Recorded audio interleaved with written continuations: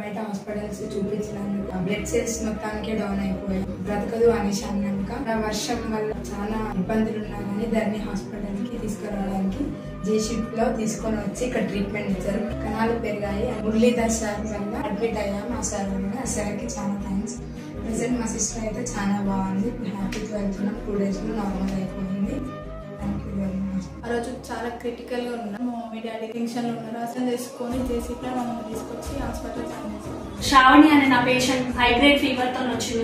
Bleeding manifestations తో కూడా వచ్చిందండి. మోషన్ లో కానీ యూరిన్ లో కానీ కంప్లీట్ బ్లడ్ వైరల్ ఫీవర్ తో వచ్చింది మన దగ్గరికి. యూరిన్ బ్యాగ్ అంతా బ్లడ్ తో ఉండడము అవన్నీ చూసి మనం కణాలు ఒకటి తెప్పించి సింగిల్ డోనర్ ప్లేట్లెట్స్ అనేది ఎక్కించామండి.